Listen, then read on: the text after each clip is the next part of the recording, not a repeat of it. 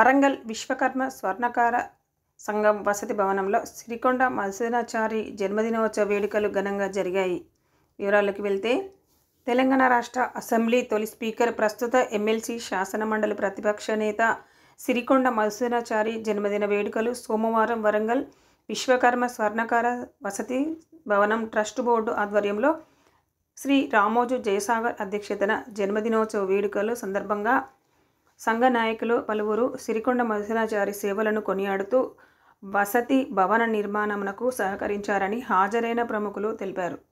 విశ్వకర్మ ముద్దుబిడ్డ మధుసూదనాచారి ఇంకా రాజకీయంగా భవిష్యత్తులో ఉన్నత పదవులు అలంకరించాలని కోరినారు.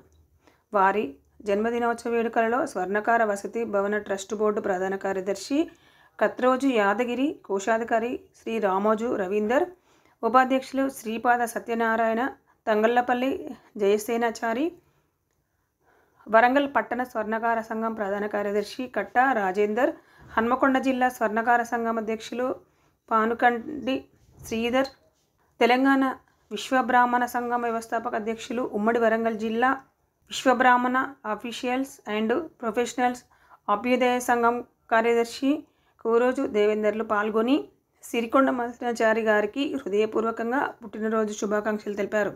తంగళ్లపల్లి సురేందర్, మోత్కూరి సుబోధాచారి, కాగితపు వీరాచారి, తుమ్మనపల్లి రవీంద్రాచారి, కందుకూరి దేవేంద్రాచారి, ఉదయం మెట్రో ఛానల్ ఇన్ఛార్జి మునిగంటి అమరేంద్రాచార్యులు కూడా జన్మదినోత్సవ వేడుకల్లో పాల్గొని పుట్టినరోజు శుభాకాంక్షలు తెలుపుతూ సామూహికంగా కేకును కట్ చేసి స్వీట్లు పంచారు.